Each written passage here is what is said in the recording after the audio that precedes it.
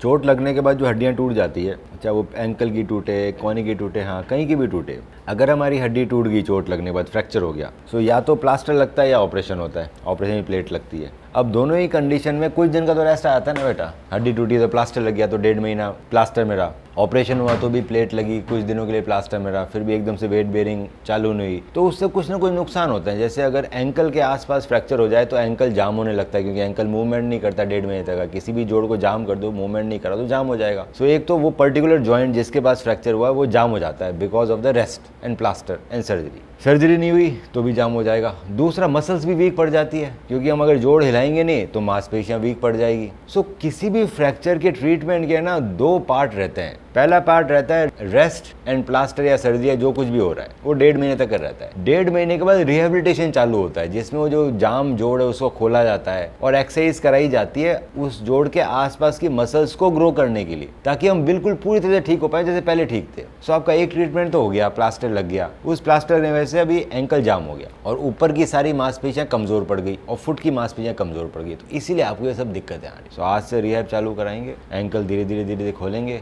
Exercise करा के, ताकि मूवमेंट वापस आएगा। साथ साथ में स्ट्रेंथ ट्रेनिंग करेंगे ताकि ऊपर और नीचे वाली मांसपेशियां मजबूत होगी। अब इसमें कई बार 2-3 महीने लग जाएंगे आराम से, उससे पहले ठीक नहीं होगा। और जब ये मूवमेंट खोलेगा तो दर्द भी होगा, जाम है ना चीज़ें, पर ये दर्द सहना पड़ेगा और हम 2-3 महीने बिल्कुल फिट हो जाएंगे। कहाँ रहते हो आप? रोहतक रहते हो ना, तो आते रहो यहाँ पर, सप्ताह में 1 बार, वीक में 1 बार आओ। कहीं ना कहीं मेहनत तो करनी पड़ेगी। उतनी अच्छी एक्सरसाइज हो सकता है बाकी लोग ना करा पाए जितने हमारे फिजियोथेरेपिस्ट करा रहे हैं। तो स्पोर्ट्स सेंटर है ना, बिल्कुल रनिंग वगैरह सब करा के भेजेंगे। मेरी तरफ से सिर्फ और सिर्फ एक्सरसाइज ही ट्रीटमेंट, और ये इसमें ज़रूरत है। इसमें ना तो दवाई काम कर, आप भी जानते हो, वो जोड़ जाम है और दर्द करा, दवाई तो दर्द की दवा आती है ना बेटा। और घुटना जाम होगा, दर्द होगा, तब भी वही दवा देनी है, सर दर्द होगा तब भी वही देनी है, तो वो ठीक तो नहीं करेगी। हमारी जो इश्यूज़ हैं कि हमारी मांसपेशियां कमज़ोर पड़ गई और जोड़ जाम हो गया, वो तो एक्सरसाइज से ही जाएगा। धीरे धीरे एक्सरसाइज धीरे धीरे बढ़ाते रहेंगे, ठीक हो जाओगे। स्टेप 1, आप अपनी MRI रिपोर्ट मुझे व्हाट्सएप करें।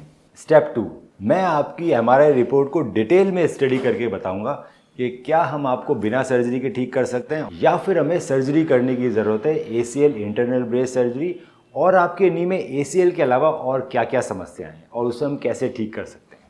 स्टेप 3, जब आप मुझसे मिलने आएंगे तो मैं आपके नी का डिटेल फिजिकल एग्जामिनेशन करूंगा, आपकी फिल्म्स को डिटेल में देखा जाएगा और उसको देखते हुए आपसे ट्रीटमेंट ऑप्शंस डिस्कस किए जाएंगे। आपके जितने भी सवाल हैं उन सभी का मैं जवाब दूंगा। ACL इंटरनल ब्रेस सर्जरी की रिकवरी आप देख सकते हैं हमारे फेसबुक के ACL विनर ग्रुप में, और देख सकते हैं कैसे एथलीट्स 3 महीने के अंदर रनिंग चालू कर रहे हैं ACL इंटरनल ब्रेस सर्जरी के बाद। आज ही अपनी MRI रिपोर्ट हमें व्हाट्सएप करें।